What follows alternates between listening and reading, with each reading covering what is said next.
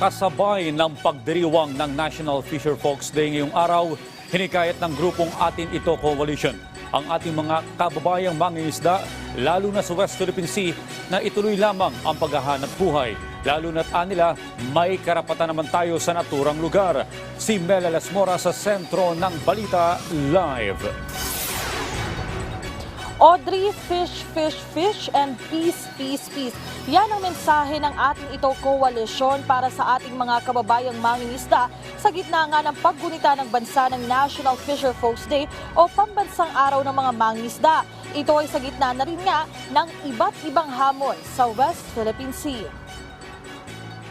Sa press briefing ngayong araw, kapwa nagpaabot ng pagbati para sa mga mangingisdang Pilipino ang mga co-convenor ng Atin Ito Coalition na sina Father Robert Reyes at Edicio de la Torre.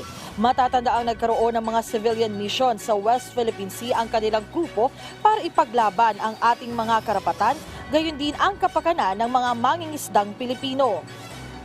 At para naman ngayong pinagdiriwang sa bansa ang National Fisher Folks Day o Pambansang Araw ng mga Mangingisda, hinikayat ng grupo ang bawat Pilipino na magpahayag ng suporta para sa ating mga mangingisda. At para naman mismo sa ating fisher folks, mensahe nila naway patuloy nilang gawin ang kanilang hanap buhay kahit pa sa West Philippine Sea, lalo pat may karapatan naman tayo rito. Sa ngayon, may pinaplano ng bagong misyon ang Atin Ito Coalition hinggil pa rin sa WPS pero wala pa itong partikular na detalye. Hinggil pa rin sa WPS, sa ngayon, dumayo rin ang ACT Teachers Party List at Gabriela Party List kasama ang iba pang grupo sa naturang lugar, kasama naman ang ating mga mangingisda bilang pagpapakita ng kanilang suporta sa gitna nga ng National Fisher Folks Day. Noong nakaraang linggo naman, nagsagawa rin ng public consultation sa Masinloc, Zambales ang liderato ng Kamara kasama ang iba't ibang grupo ng mga mangingisda para pakinggan ang kanilang mga hinaing at tugunan ito. Sa mga puntong ito naman, balikan natin ang ilang pahayag kanina sa press con. Fish, fish, fish. And then, baka yung mga nagpapahinga na dahil napagod na, i-repair nyo yung mga bangka nyo, yung mga pangulo nyo, yung mga Ako, I come from Malabon. I grew up in Malabon, a fishing town. Sa mga mangingisda, lahat ng pwedeng sumuporta sa inyo, i-repair ang mga bangka nila, paghanap ng pambili ng mga bagong motor. We should now really emphasize the rich resource of our waters. Nananawagan tayo sa gobyerno na gawin ang dapat kaya nilang gawin. At kami naman ho sa civil society, not only as activists but as consumers, people in media, let's help create an awareness. Hindi, I always, my attitude ko lagi, the activist in me comes out. We do not look at our fisher folk as objects of pity. Solidarity means hindi lang kawawa tulungan, kundi ang laki ng potential dyan at kahalagahan. Pero kailangan ng suporta para ma-overcome nila yung barriers.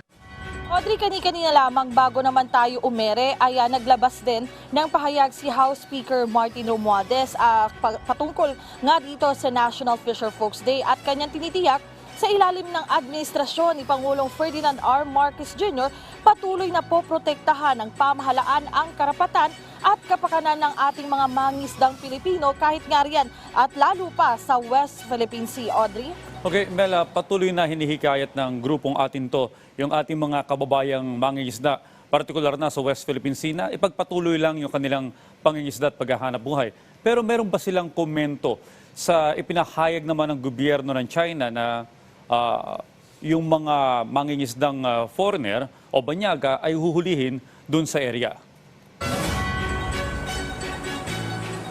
Audrey, ang sinasabi nga ng Atin Ito Coalition, talaga nga nananawagan din sila sa pamahalaan ng iba yung proteksyon at pagtulong sa ating mga mangingisdang Pilipino dahil sa kabila nga ng mga bantang ito ay kailangan din naman ay tumindig yung ating mga mangingisda lalo pat may karapatan naman tayo sa lugar. At Audrey, ang magandang bagay nga, sa isang pahayag nga rin niya, Speaker Romualdez, talaga nga nabanggit din niya itong mga iba't ibang pahayag mula sa China at ang tinitiyak nga nila sa ngalan ng buong Kamara ay talagang kaisa rin sila ng ating mga mangingisda para nga maipanindigan yung ating karapatan sa lugar at Una na rin nga ang Audrey ang nagsabi ang iba't pang ahensya ng gobyerno tulad nga ng Department of National Defense na talagang ipaglalaban din naman nila yung karapatan ng ating mga mangingisda roon para makapagpatuloy din sa kanilang hanap buhay. Ang maganda dito, Audrey, no, sa isyong ito, makikita rin natin yung pagtutulungan ng iba't ibang ahensya ng pamahalaan para nga maprotektahan din yung ating mga kababayang mangingisda, lalo na ngayon,